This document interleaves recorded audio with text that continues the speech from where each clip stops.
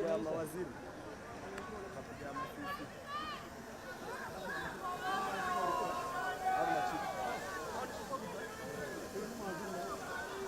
Oh, hiyo ilikuwa shiko.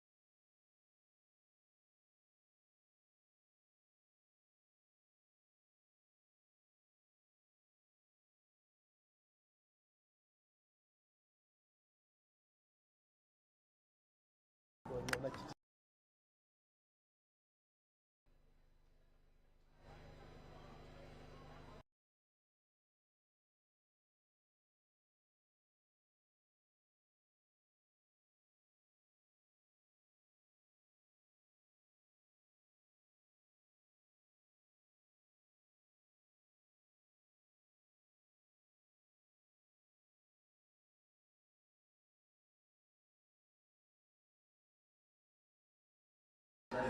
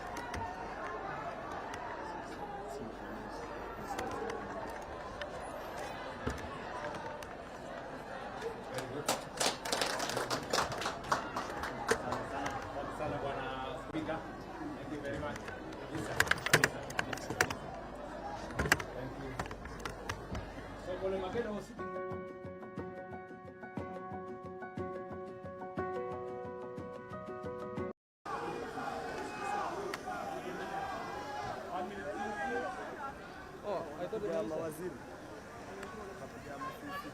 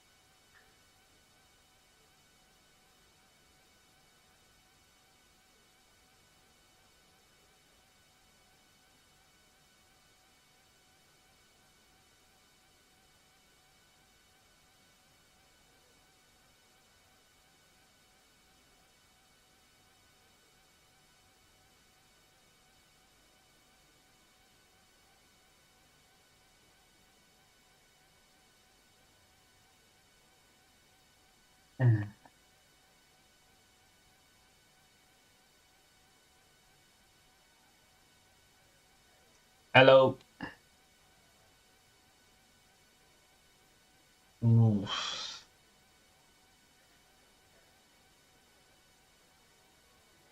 On jalas na karenya mwanaume koki.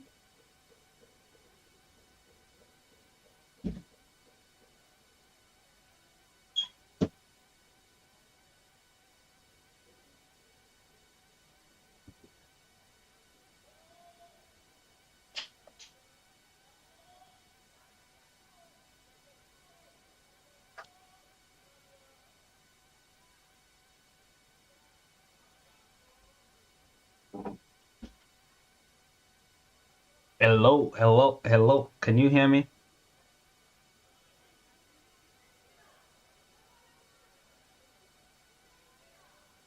So kuna hii live yenye inaendelea. Nani anataka ku address the Nairobi County Council. Ndio tunategea. The president wants to address the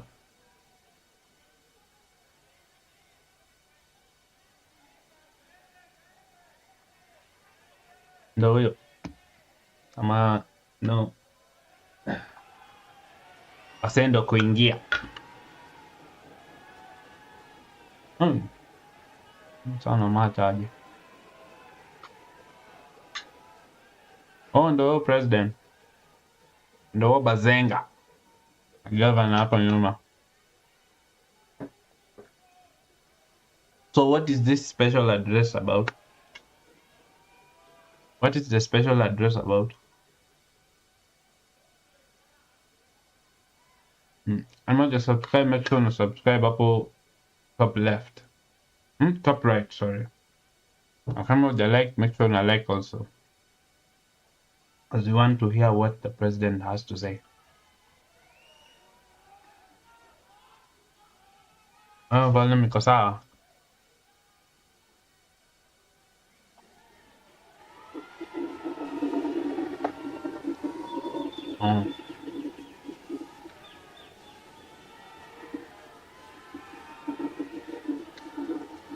Not too big background.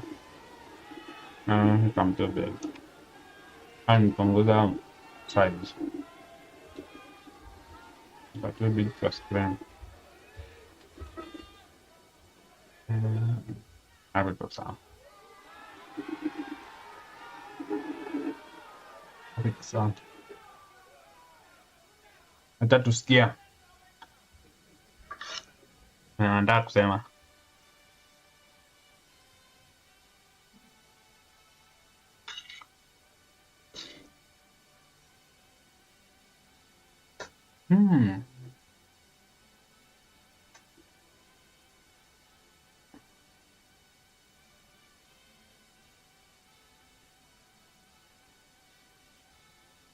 Ndio volume hata.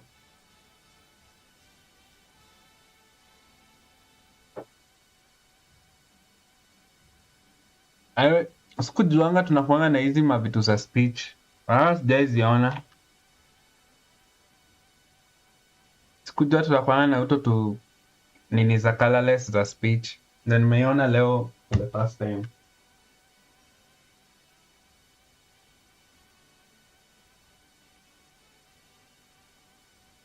Jumuiya yetu sote tuendelee tuwajibike, tuimarike umoja wetu, mgogoro wetu.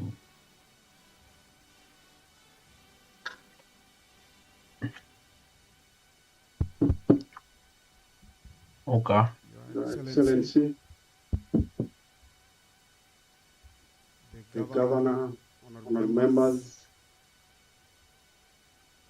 So what is the address about? To take you through prayer. Almighty God, who in your wisdom and goodness have appointed the officers of the leaders and the county assemblies for the welfare of the society and the just government of the people, We beseech you to behold with abundant favor, as your servants whom you have been pleased to call to the performance of important trust in this republic. Let your blessings descend upon us, the assembled, and grant that we treat and consider all matters that shall come under deliberation in so just and a faithful a manner as to promote your glory and to advance the peace, prosperity, and welfare of our country and of those whose interests you have committed to our church. Your Excellency will have further prayers from the faith-based mainstream churches, and I grant them the opportunity to proceed. We believe and pray. Dear God, we thank you for Nairobi City Council, the rich history the city brings on the table, and the critical role it played not just as a national economic hub, but also as a corridor and a transit point to different nations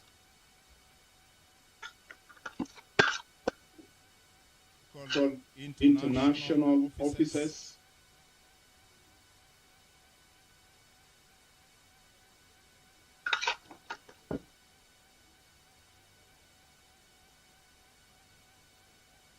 Make them like that. Service delivery through job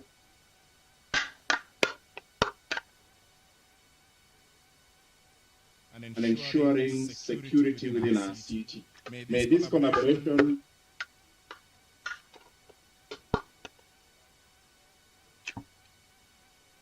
city in Africa and this destination from across the world.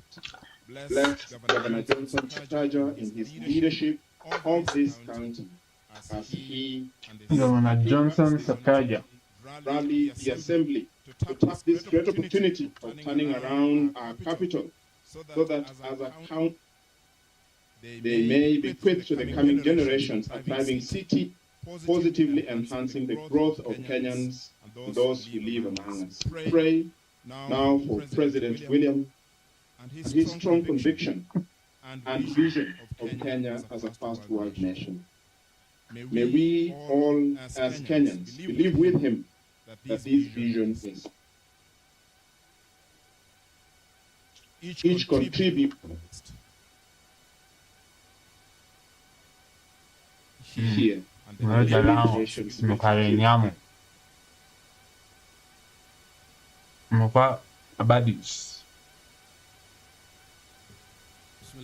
Alim mwenye tajaribu kwa seneta next. In the name of Allah, Jalango. most gracious and most merciful, Allah, Lord of the heavens and the earth, the sovereign of all dominions, and the disposer of all affairs.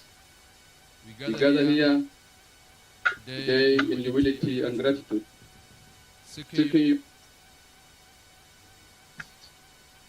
on this important occasion. Allah bless and guide the leadership of this nation, grant wisdom to our country, Ruto. Strengthen him with wise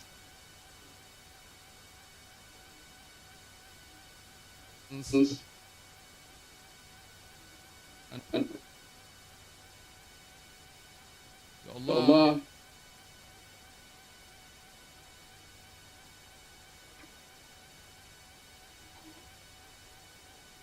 Sakaja. Make lazim mfano, lazim kat. Make source of development, unity and dignity for this great city. Allah bless the assembly, their leadership, and all its staff serving in this honor.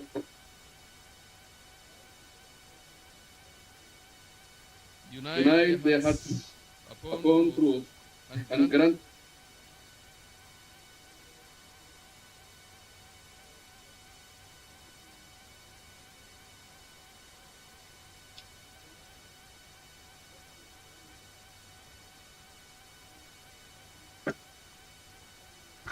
across our community and for protection from division, corruption, and injustice.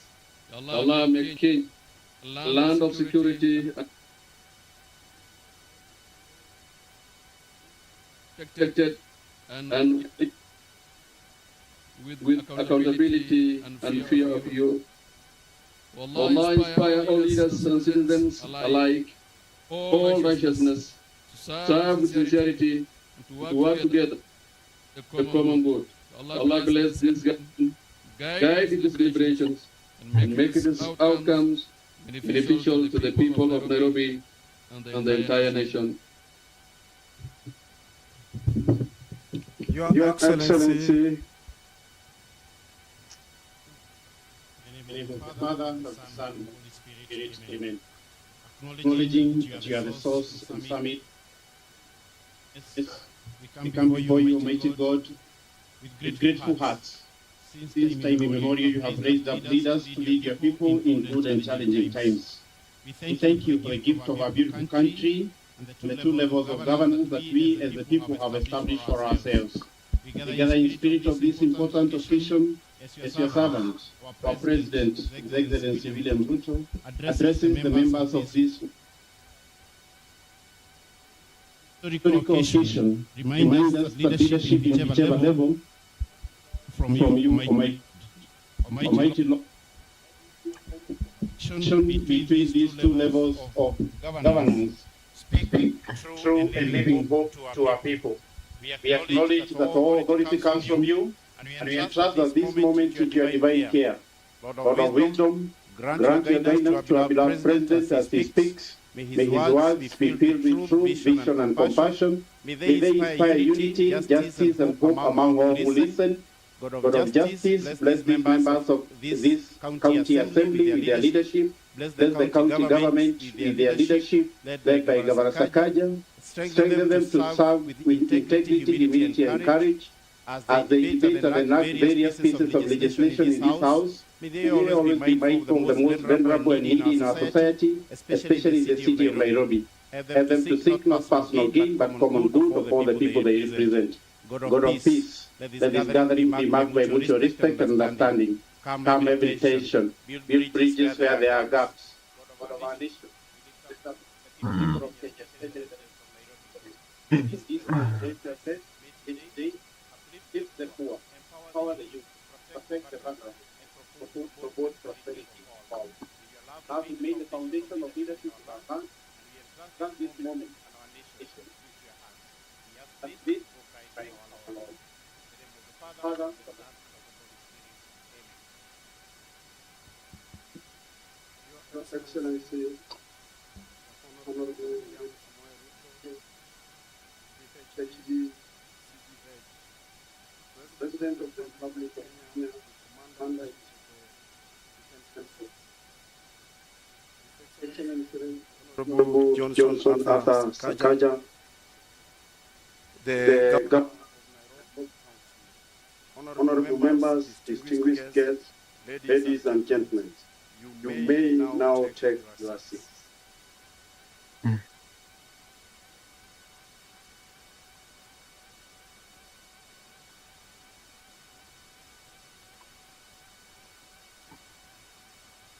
You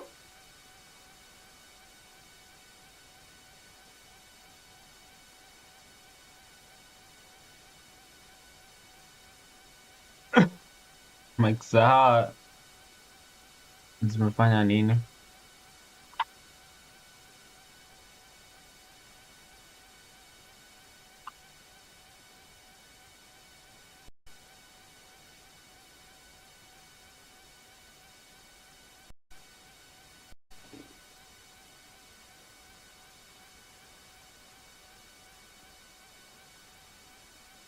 Huku kunapiga kelele hivyo.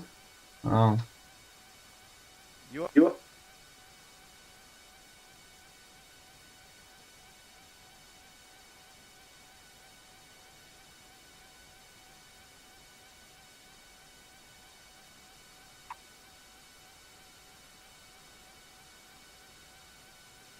Kaanza kidogo ni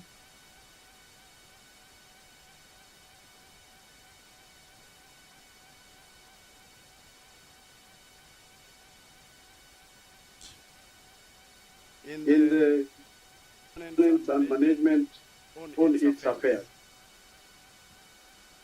It is pursuant to these constitutional and statutory requirements that the Nairobi City County Assembly, as the key institution of the county government, sought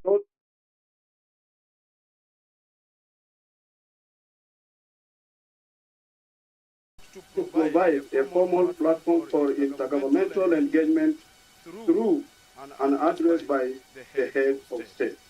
Accordingly, pursuant to Standing Order number 28 of the Nairobi City County Assembly Standing Orders, I extend an invitation to His Excellency the President to address the Assembly. Your Excellency, honorable members, following the gracious acceptance of this invitation by His Excellency the President, communicated by the letter reference number SH/GM/2, Volume 1 of 28, dated 23rd March 2026, from the Chief of Staff and Head of Public Service, and with Standing Order 25-2, I caused a special sitting of the Assembly to be convened. Accordingly, a notice of sitting was duly issued to honorable members and the general public through the said notice number 5047, published in the Kenya Gazette on Wednesday, 8 April 2026. Your Excellency, honorable members, this occasion is both historic and momentous. It marks the first time under the 2010 constitutional dispensation that sitting President of the Republic of Kenya addresses the Nairobi City County Assembly. Aya, On behalf President Ajay address the City of Council. City County Assembly, Huh. I wish to convey This is the first time the president, a sitting president, is addressing the assembly. for graciously That's accepting my interesting. invitation and for honoring this assembly with this presence. That's very interesting. Accordingly, honorable members, I now confirm that this special sitting of the Nairobi City County Assembly is properly convened. I thank you. Oh, honorable members, on the recognition of Huh. That's very interesting. This is the first time a sitting president is attending. So this is the first of its kind. Oh, okay. Nice to know.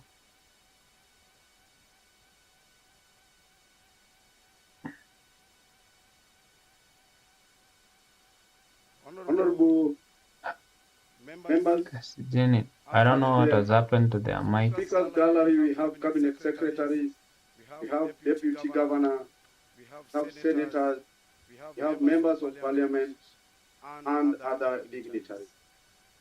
And also at the public gallery, we have members Hi. of the Nairobi Hi, Alex. Hi. residents. Are you also here to see the address?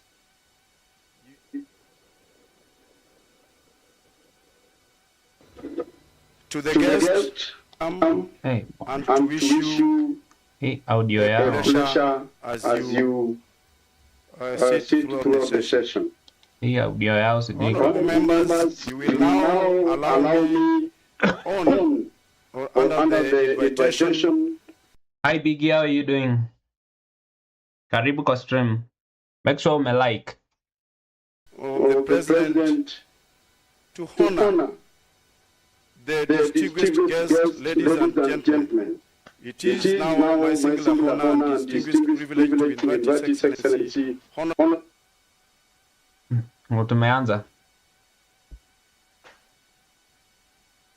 Ai, nasua fix mic. Kabla mkuu aingie, tusikie venye anasema. Na ndio anakuja na hata wajaunda mic hawa watu. Sasa tutasikia nini?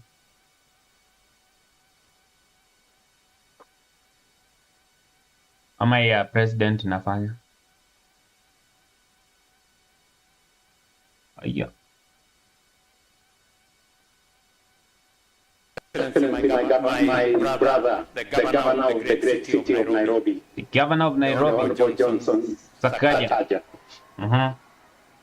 My good speaker, the Honorable Speaker of the County Assembly of Nairobi, Kennedy Ngondi. So why are we doing this? Why is he addressing the county assembly? This is the first time it's happening.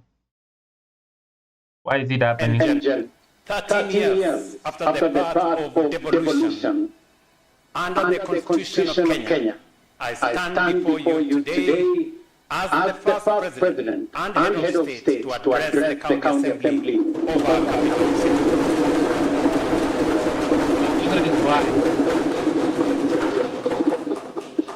I do so with clarity. What's going on? President is addressing the county assembly, Nairobi County Assembly. Nairobi is not only My question is why? Why Nairobi specifically? just another county. How many do how big it is? Capital of the Republic Because of Kenya. basically in kama a state address, but state address is usually for It is the parliament, the seat not of an our assembly. sovereignty, the face of our nation, the engine of our economy. Anasema to Nairobi is the engine of our economy. Much of the world judges our nation.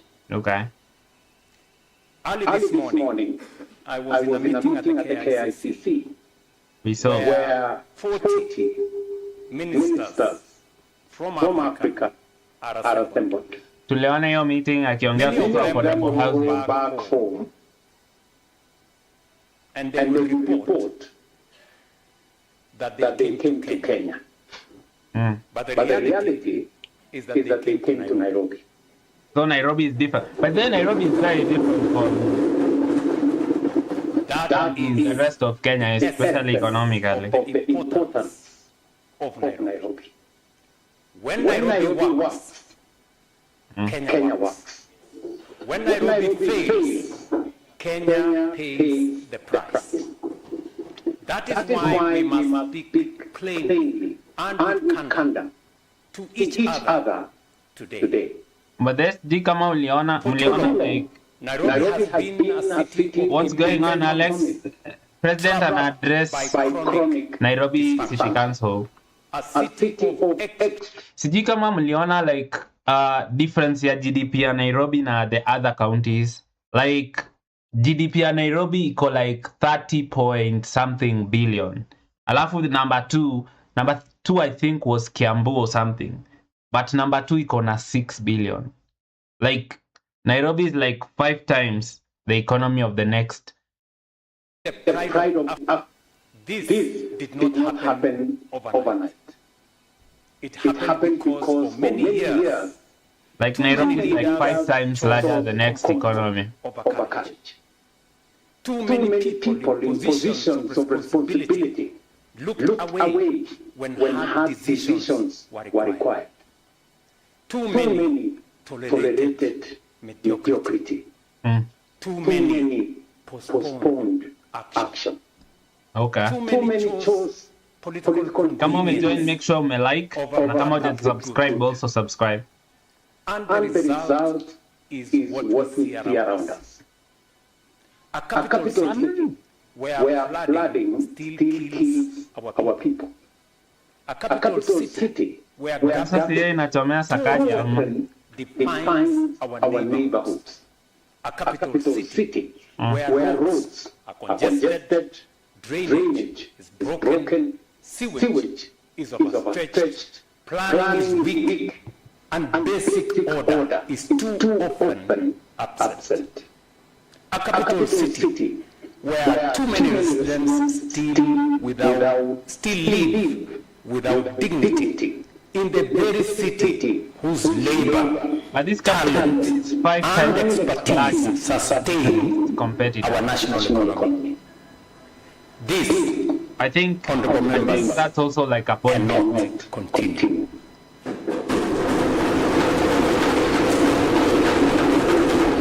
Why? Robert Alai. Because Nairobi is too important to Kenya Okay. to be governed casually. It is too central to our national prosperity to be left to drift. It is too consequential to our international standing to be allowed to decay under the weight of indecision and excuses. Today, honorable members, Nairobi contributes 27.5 of Kenya's economy, 30 billion. generating over 4.1 trillion Kenya shillings annually. Yeah. It hosts the only United Nations headquarters in the global south. It is home to diplomatic missions, multinational firms, regional institutions, innovators, entrepreneurs, workers, traders, and millions of Kenyans who come here every day in pursuit of opportunity. Nairobi is not merely a city. It is a national asset. And if we are serious about Kenya's future, then we must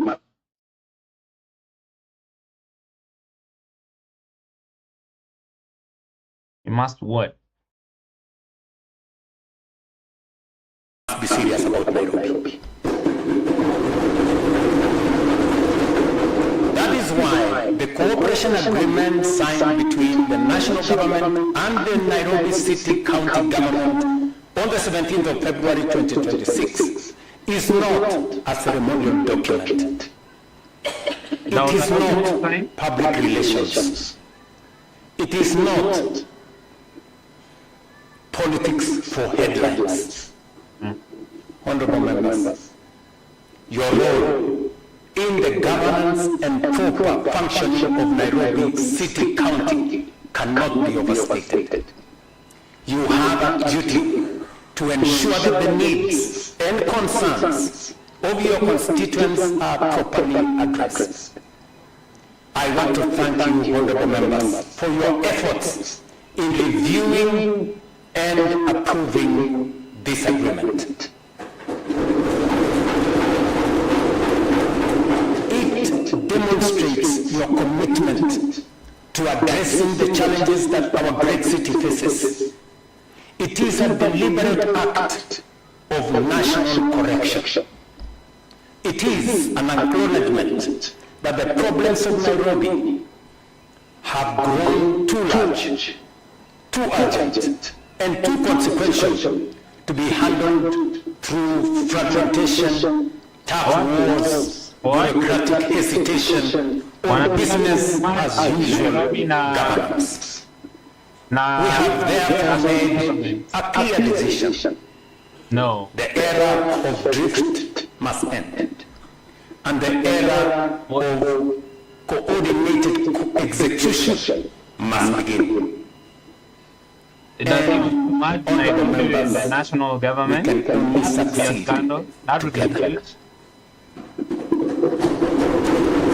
Because what Nairobi needs now is not another round of speeches. It is not another cycle of blame.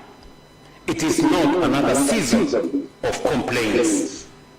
Nairobi needs disciplined leadership. Nairobi needs order. Nairobi needs execution. Nairobi needs results. And that is exactly what we intend to deliver together. I have listened carefully to what Kenyans say about our city. I have heard their frustration. I have heard their disappointment. I have heard their anger sometimes. And I have heard that residents say, what businesses say, what visitors say, what investors say, and what Kenyans in the diaspora say when they compare Nairobi with other cities across Africa and beyond. And the truth is this, many of them are right. They are right to ask why our capital still struggles with basic urban order. They are right to ask why growth has not been matched by planning. They are right to ask why this city, with all its importance, has so long looked and functioned below its status. They are right. They are right to demand better. From fewer than 300,000 people in 1960, Nairobi has grown into a city of close to 5 million residents, 5 million. swelling even further during the day. But this growth has not been matched by the infrastructure, the systems, planning discipline, and service delivery that a modern metropolis require. Your governor here keeps reminding me discussions he's had with other mayors and county governors on the kind of resources they deploy for residents to get what is rightfully required of a modern city. More than 60% of residents live in this city of ours in informal settlements. All the members seated here, More than 60 people in informal every settlement. member here, majority of every member here has a slum in their ward.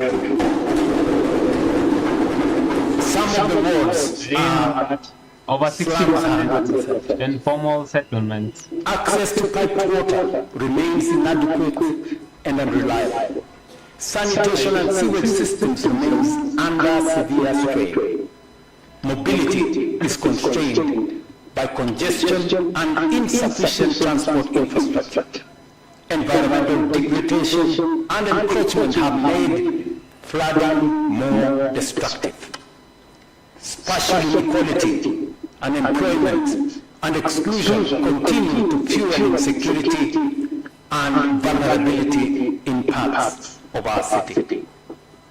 I remember when I visited Mathare, Mabatini to be specific, where this member represents.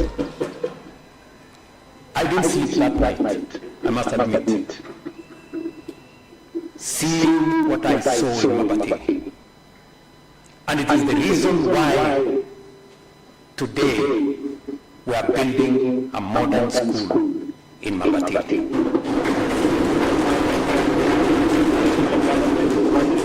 These are not isolated problems. Kwa nini tumeenda Jalango? Kwa These nini are Mathare symptoms nene? of a city that has for too long been managed reactively instead of strategically.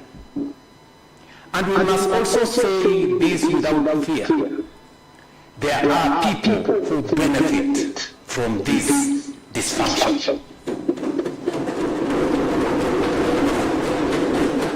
Members, there are cartels who profit from disorder. There are interests that thrive in illegal connections, illegal dumping, illegal occupation, illegal construction, and broken systems. I have said it before, I said it the other day, that we must, as a leadership, confront cartels and brokers and those who wish to benefit unjustly from the people of Kenya. You remember, honorable members, an occasion where I said, Mambo ni matatu. Mambo ni matatu. It was about the sugar cartels. Today, Sugar cartel. you can ask the people in Western Kenya. Sugar cane that used to be paid in 6 to 1 year, they are now paid every week.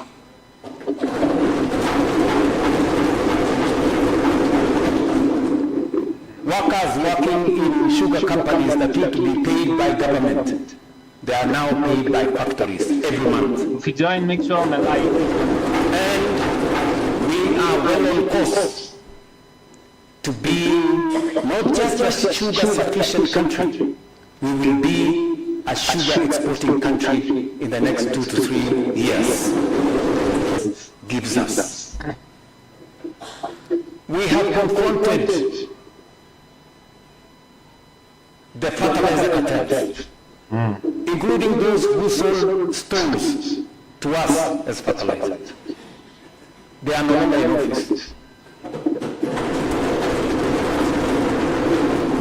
We have confronted the coffee cartels that made it impossible for farmers Kuna cartel kila mahali. to earn any decent return for their coffee. Just imagine one person was a farmer, had a license as a miller, had a license as a broker, and was also participating in buying coffee at the coffee exchange. One person.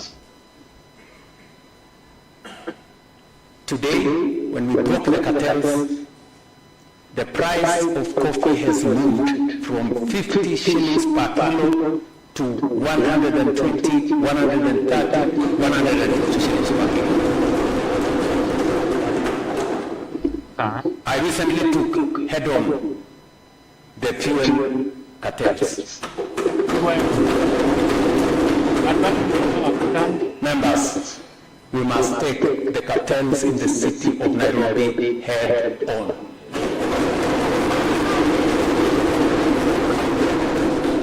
Whoever they are, however powerful they may be, it is your responsibility, that of the county government, and you have the national government support to deal with it. We all know there are those who make money from weak enforcement, poor coordination, and institutional paralysis. There are those who shout the loudest against reform, precisely because they benefit most from failure. We know them. You know them. And let me be very clear today. Under this administration, the era of appeasing cartels at the expense of the public interest must come to an end.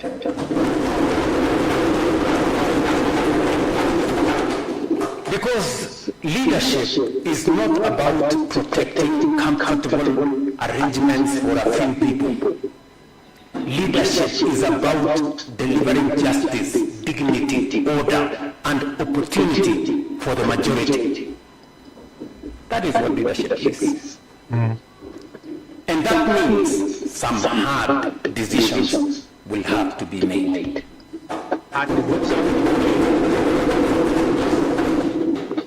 If roads must be expanded, they will be expanded. If enforcement must be, encroachments must be removed, they will be removed. If drainage channels must be cleared, they will be cleared. If illegal structures must come down, they will come down. And if systems must be reorganized to restore order, they will be reorganized. We, honorable members, must stop doing anything otherwise. We cannot demand world-class infrastructure while defending lawlessness. We cannot cry about floods and then resist drainage works. We cannot complain about congestion and then oppose road expansion. We cannot demand cleanliness while protecting illegal dumping. So basically, We cannot ask for order our notice. while resisting every intervention required to create it. Maybe that was the reason for Progress. the address. Friends, has a cost. Reforms has a cost. Order has a cost. Kama umejoin, make sure But you na know what? Disorder also has a cost.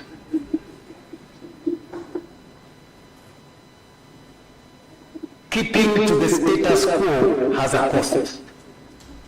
But the good news is the cost of reform, the cost of order, the cost of change is always lower than that of indecision or status quo. So let's make our choice.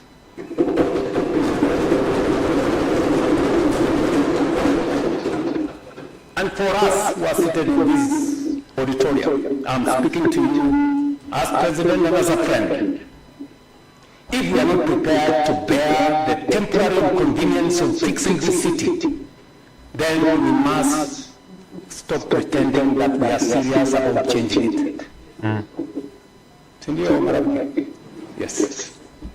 For your information, State House has received notice from the multi-agency team reclaiming riparian land that part of the State House boundary, the wall along Kilichwa Kubwa River, falls within the riparian reserve, and it must come down.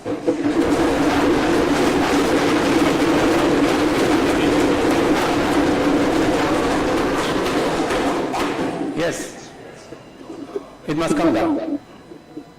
They have told me at least 15 meters from the high mark. And I promise you that wall will come down. Honorable members, the great cities of the world did not become great by accident. They became great because leaders like the ones seated in this assembly chose discipline over disorder, long-term planning over short-term politics, and public interest over private convenience. A serious city guarantees mobility. It guarantees water, sanitation, safety.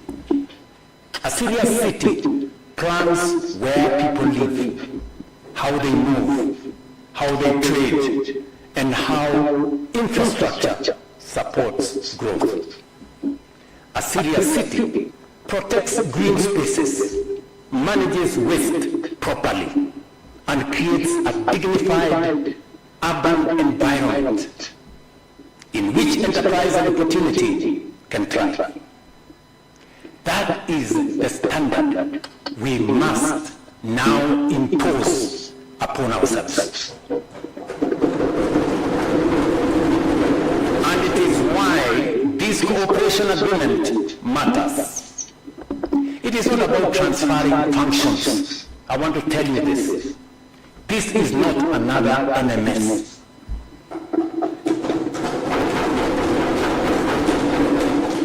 It is not about weakening devolution. It is not about confusion of mandates. It is about ending fragmentation and restoring coordinated delivery in the one city where failure carries national consequence. Yes, the failure of this city is not just about Nairobi. It carries a national consequence. It matters to Kenya. This framework is fully anchored in the Constitution and the law.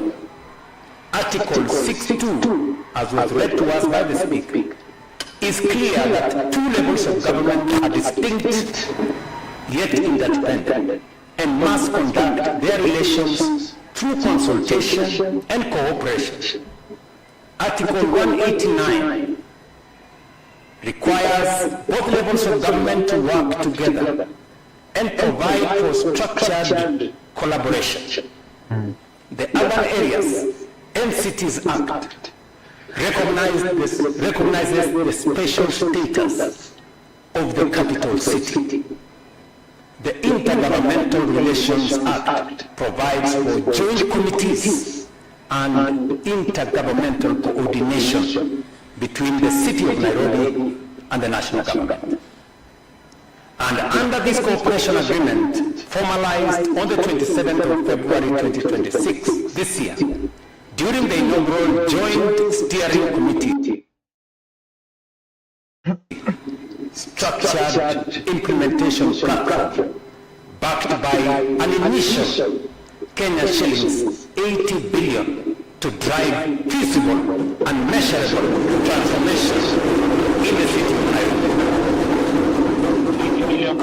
Honorable members, we are delivering a safer city through the installation of 50,000 street lighting points, new ones. We are agreeing with the city government of Nairobi, and I believe that the honorable members in this assembly will participate in making sure that the right areas are served. We will be including another 40,000 existing lights, which today don't work, and the installation of another 10,000 new solar and smart street lighting. So eventually, we will be looking at 100,000 lighting points in the city of Nairobi.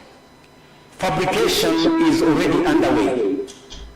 Installation begins this month, April.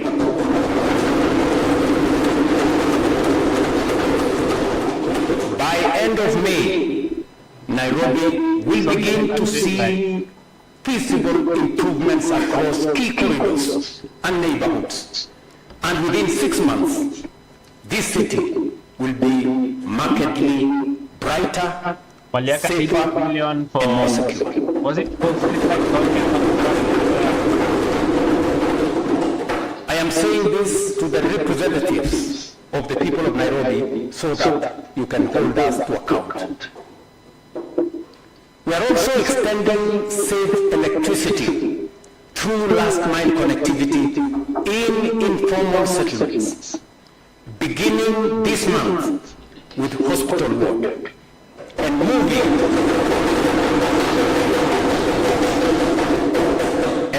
into Kibra, Korogosho, Mathare, and Kamukunji within the next 90 days.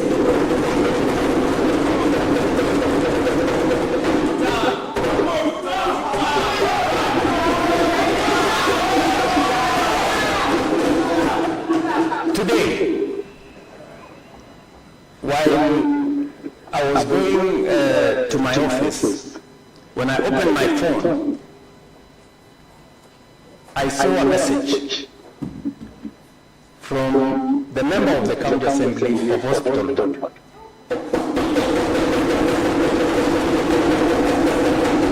my good friend Mark. And in that message, he was confirming that he has seen the steps being made towards actualizing.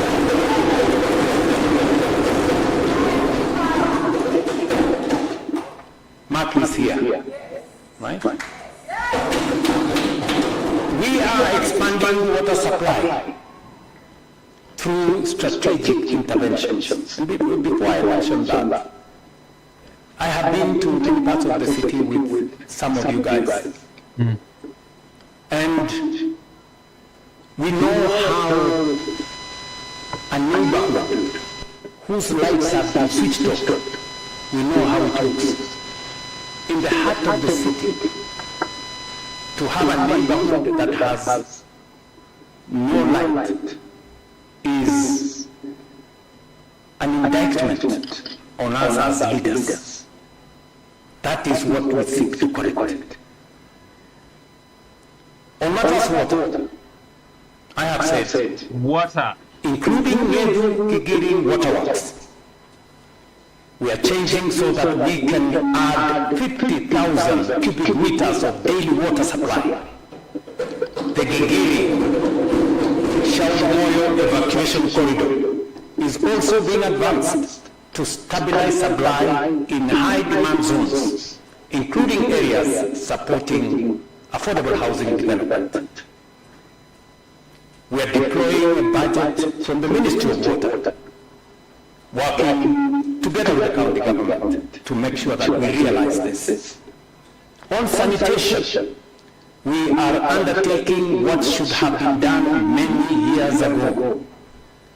We are building 2 parallel 27-kilometer trunk sewers along the Nairobi River corridor. We are developing a 60,000 cubic meter per day treatment plant and expanding last mile sewer connectivity, and also supporting the long-term expansion of sewer systems for this city. You all know I have visited those areas with you. Oscar, you remember, we were in your corner. Ringo there, you know, we were in your corner. I was there with you. Usiseme uona ile kazi tunafanya pale. In fact, it was in your ward that we entered the sewer line. You know, sewer line big enough for that tall man to go in, standing. That is what we should have done many years ago. We're now doing it because it is never too late to do the right thing. On roads and drainage, we are implementing a 247-kilometer urban roads program for the city of Nairobi. Many people would ask me, where is 247 kilometers in the city of Nairobi? Yes, there is. The first phase of 63 kilometers is already ongoing and expected to be completed in the next 2 months. Barabara. When I came here, I saw my friend Kados. Yes. And Kados confirmed to me that what I am saying here is going on in his ward. In fact, he was telling me that road is being built day and night. Oh, Barabara. Correct, Kados? So I'm not talking stories. Friends, we are matching what we are saying with what we are doing. Another 58 kilometers commenced this month, and subsequent phases are being funded to begin without any delay. This will be complemented by drainage interventions in identified flood hotspots so that we can stop managing floods as annual surprises and start treating them as infrastructure failures that must be fixed.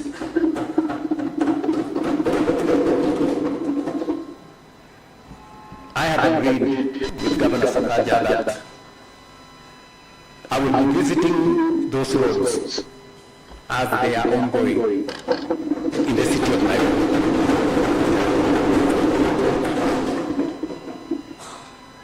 Because we have many naysayers, so we want to actualize what they say, seeing is believing. Solid waste management, one of the clearest symbols of Nairobi's disorder, is also being fundamentally overhauled.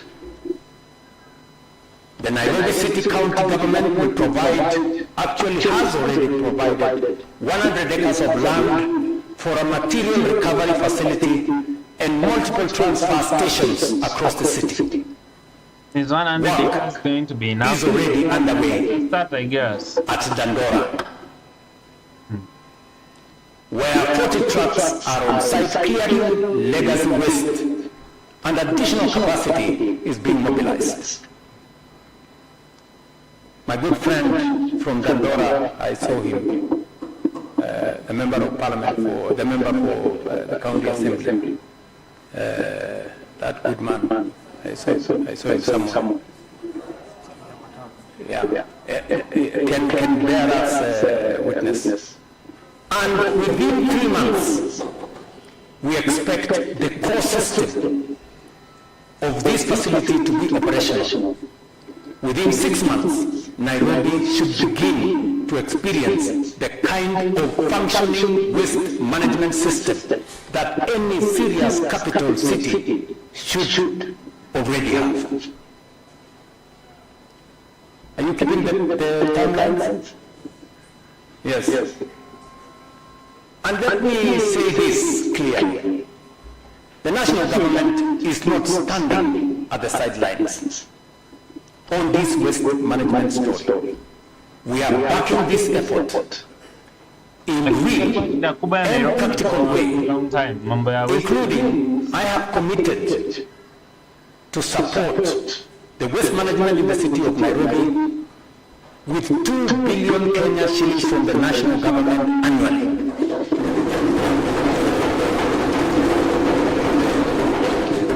Because we must clean this city. As I campaigned in the city of Nairobi, I made a commitment that we are going to clean this city. Because it is not just a city issue. It is a public health issue, an environmental issue, a dignity issue, and a national image issue.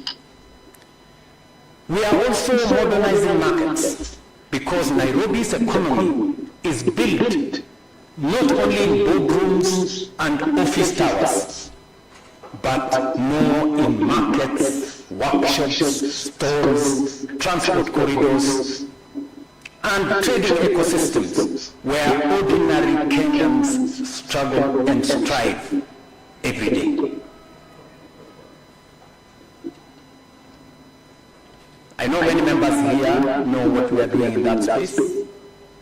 And I must say, the citizens and residents of this great city of Nairobi are beginning to be part of that change. I was very touched when I saw the leadership of the Gikomba market step forward and say, we want our market to be built.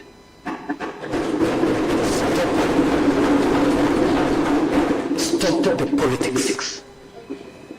We want our market to be built. You know, the leadership of the Gikomba market came to see me. They came and I had a long chat with them. They told me, Mr. President, when it rains in Nairobi, we cannot go and do our business. We have to wear gumboots. Our customers cannot get to our stores. Our stores, rain comes through. We cannot do business this way. I am putting public resources to change Gikomba. And I am committed. The people I am struggling with are land grabbers. People who have taken public land and made their own. And let me tell you, good people, we have to confront this head on.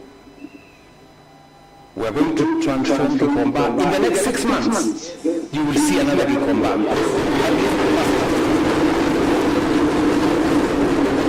And that is just phase 1. Then I have another, that phase 1 will cost us about 800 million.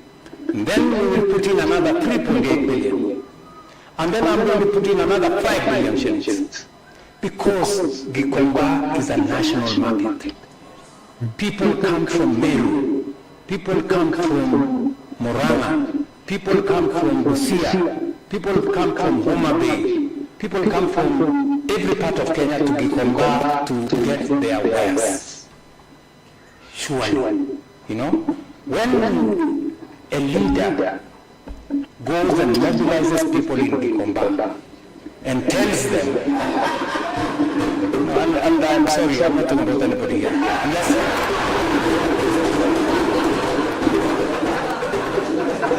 and goes and tells people in Gikomba, don't move, continue to do your business in filth, in the mud. And that leader, they buy nothing from Gikomba. They never go to Gikomba to shop anything.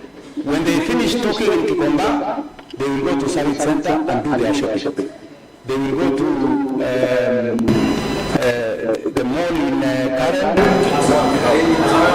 have and do their trading. Honestly, are we being fair? Surely.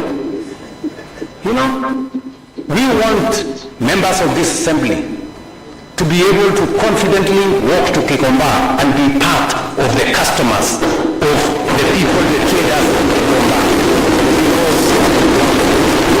Because their trading spaces are decent.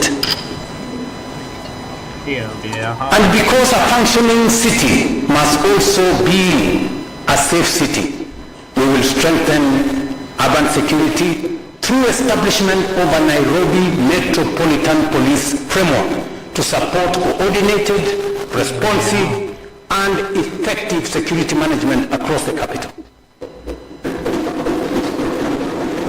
You agree, honorable members, but that there are some parts of the city that become very difficult to go because of insecurity. And in further improving security in Nairobi, I have directed the Ministry of Interior to commence implementation within the next 60 days of enforcements to the Integrated Command and Control Communication Center in Nairobi. This will improve CCTV camera coverage across the city and accelerate digitization within our security services, including digital occurrence books, advanced data analytics, and artificial intelligence systems, all aimed at improving responsiveness, efficiency, and turnaround time in our police stations. Honorable members, what we are doing through this agreement is significant, but it is not the national also government the full will be picture. chipping in. Because even beyond this cooperation framework, For Nairobi, the national government is making one of the largest and consequential public investment commitments ever directed at Nairobi. By the end of this month, the Nairobi Metropolitan Region kama umejoin had Nation 93 ongoing and planned affordable housing programs and projects spanning houses, markets, and institutional affordable accommodation. housing. These projects will deliver legacy yake. 180,000 housing units and market stalls with more than 112,000 already under implementation and nearly another 70 more in the pipeline. In investment terms, that is over 220 billion in ongoing projects and another 139 billion in planned developments, bringing the total housing related pipeline in Nairobi alone to well over 360 billion Kenya shillings in the city of Nairobi.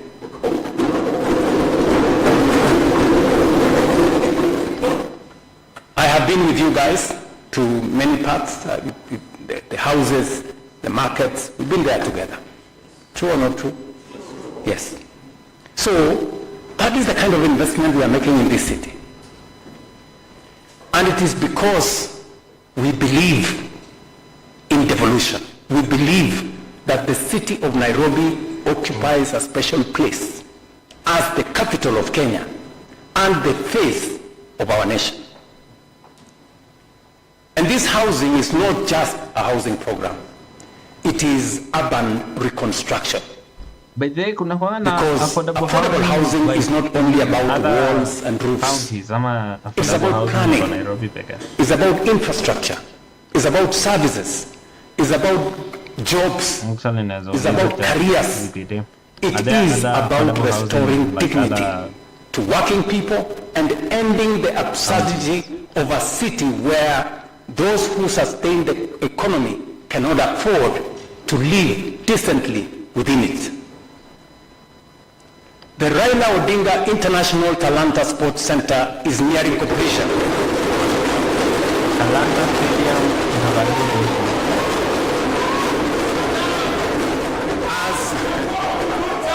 As we prepare As we prepare for the 2027 AFCON tournament, the Bomas International Convention Complex is being developed to strengthen Nairobi's position as a premier MICE destination. Plans are underway to expand Jomo Kenyatta International Airport and reinforce Nairobi's role as the aviation gateway to our region. Nakuru, Eldoret, Naivasha. Western Kenya, Kitale, Kakamega, Bungoma. God willing, Coast, Mombasa, I will be signing Malindi, another Central, agreement Nanyuki, Machakos, to establish what I told you, Sagaja.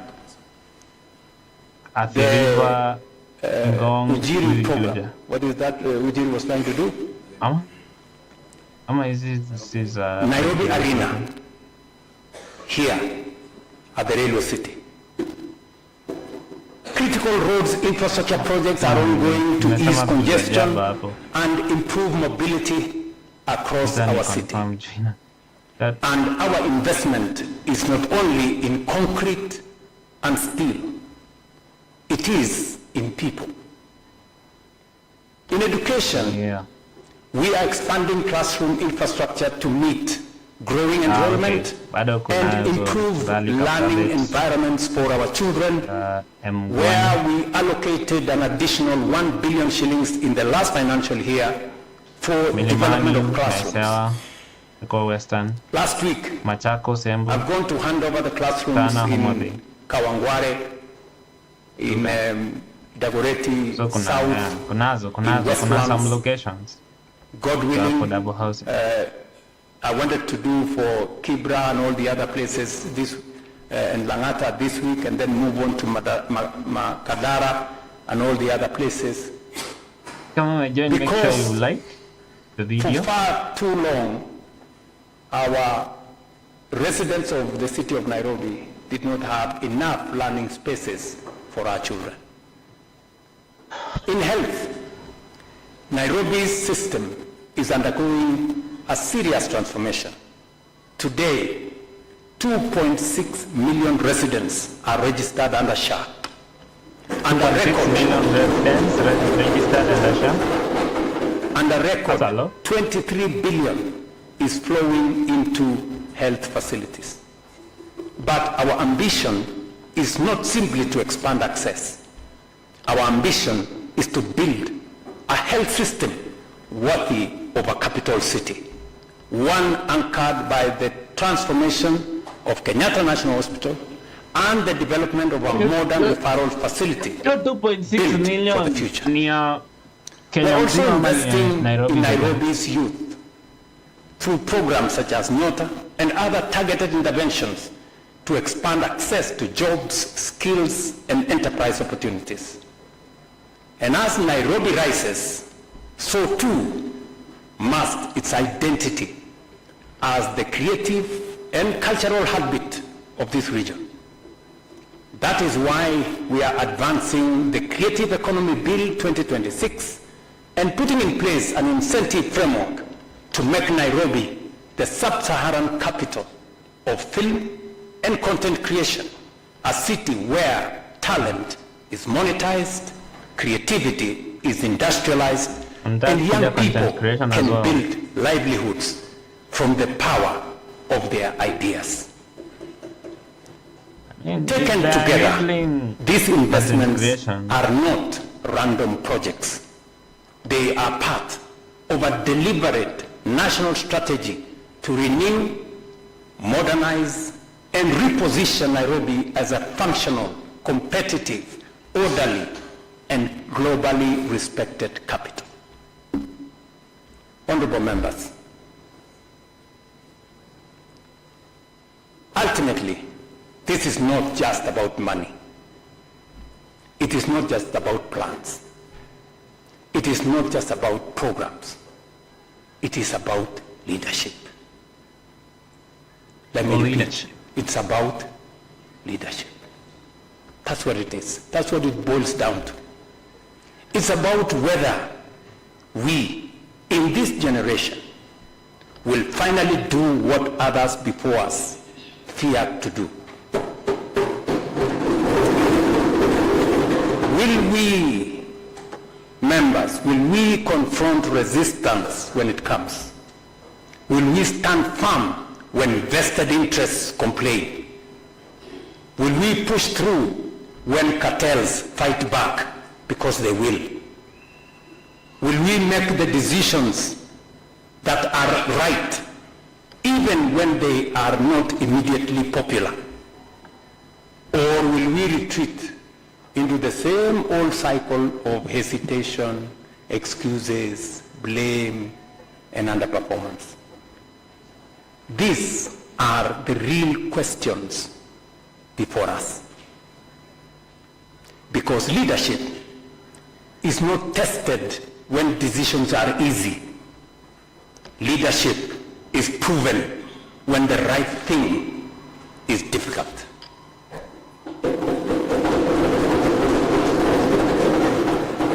Leadership demands courage, discipline, sacrifice, and the willingness to endure criticism in the short term so that future generations may inherit something better in the long term.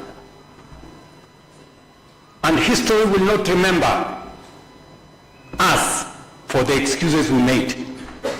History will not remember us for History will only remember us for what we changed. History will not hold us to account when we fail to do the wrong thing. The responsibility, honorable members, is yours and mine today. And as I said earlier, it's never too late for us to do the right thing. So, let us not be that inherited a great capital and left it broken. Let us be the generation that finally imposed order where there was disorder, that restored dignity where there was neglect, that defeated cartels where there was capture, that chose reform over fear, that chose posterity over popularity, that chose courage over convenience, that chose to build, not merely to talk. Let us be the generation that finally made Nairobi work.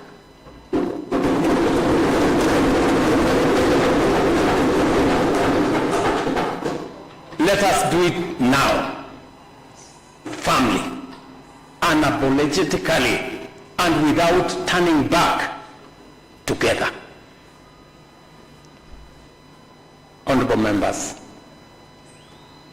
I thank you for your kind attention.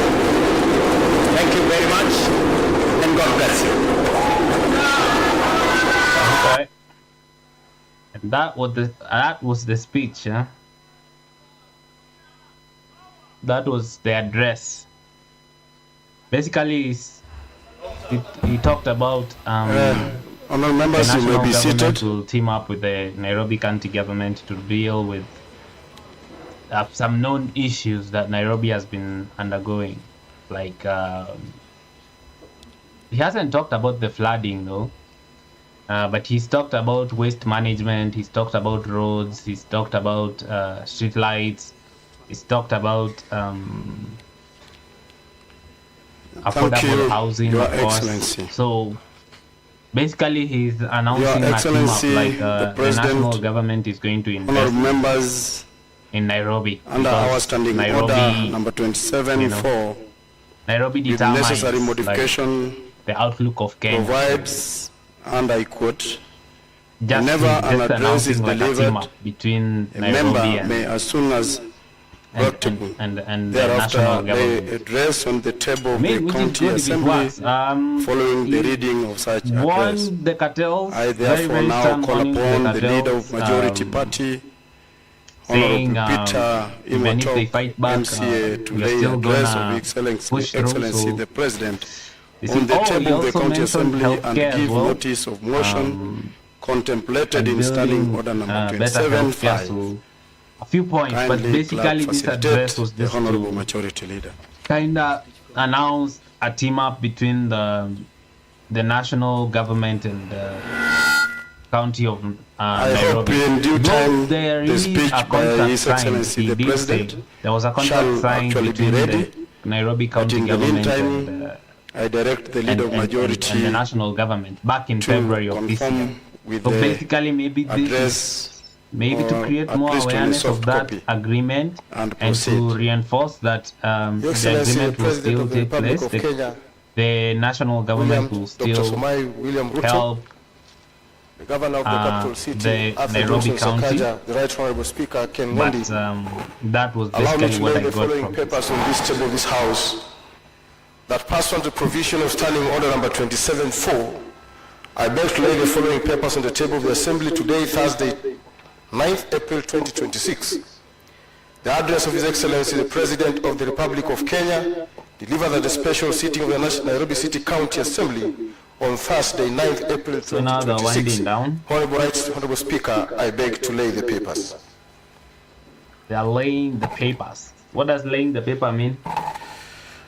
Honorable Speaker, before I proceed to give a notice of motion, allow me on my own behalf, on behalf of the members of the County Assembly of Nairobi, to express our sincere appreciation for honoring this assembly with your presence, Your Excellency the President. Honorable Speaker, it's a honor for this House, especially the second largest assembly in the Republic of Kenya, Your Excellency, to host you. I'll be just asked by a member, are you comfortable seated next year? And I told Your Excellency, I am the greatest Ichungwa, the leader of majority of the County Assembly of Nairobi, at the same time who has now been addressed by the President of the Republic of Kenya. Wana Assembly wa Nairobi ni raha si raha? Wana UDA ni raha si raha? Ni two-term si two-term? Ukiweka kidole chini wewe shetani na kufuata. Ni two-term si two-term? Allow me, the Right Honorable Speaker, to appreciate that and say thank you so much, Your Excellency the President, on behalf of the people of Nairobi. We are honored to have you here, and we are grateful for the great cooperation that Nairobi is going to realize the great potential of a capital city. So having said that, Honorable Speaker, allow me now to lay the following notice of motion before this Honorable House. Honorable Speaker, I beg to give the notice of the following motion.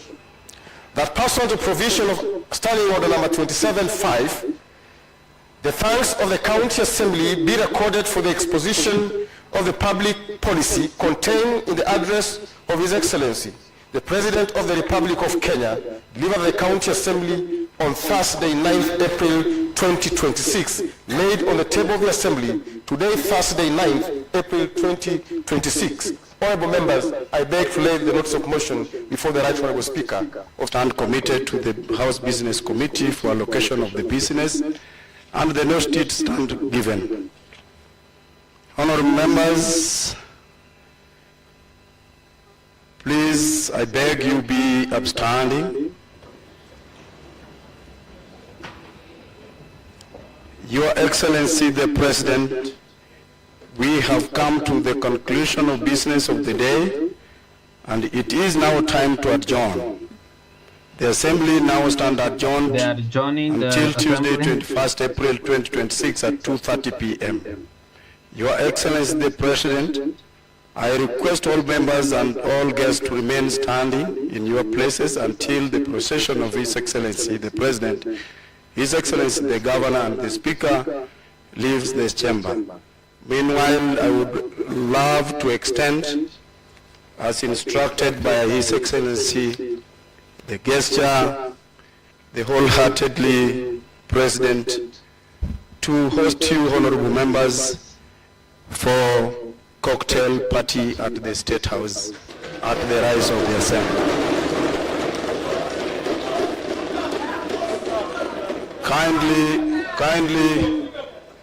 Kindly make sure you bear your tag for ease of identification. Thank you. The Assembly stand adjourned. Okay.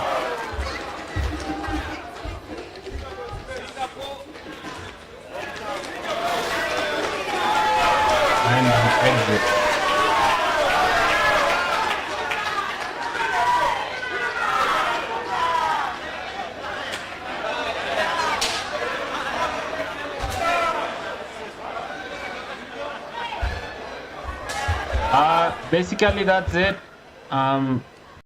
That's the address basically. It was just the president saying that the national government is in tandem with the Nairobi county government, county assembly, because the Nairobi county government, because anything that affects Nairobi effectively affects Kenya, right? And when people say they have been to Kenya, most of them mean they have been to Nairobi. So Nairobi needs to be functional for Kenya to be functional. He did also say Nairobi accounts for 27% of the GDP. And yes, I did read somewhere that Nairobi accounts for 30 billion of the GDP, while the next county is 6 billion. So it's kind of important that Nairobi is functional. Let's see what happens. Let's see if the reforms, or if the announcement that he's made there, if the reforms that have been announced are going to happen. He's talked about roads, he's talked about street lights, he's talked about waste management, he's talked about affordable housing, he's talked about health, he's talked about a lot of areas that the national government is going to chip in and help the Nairobi county government. So yeah, anyway, that's all that it is.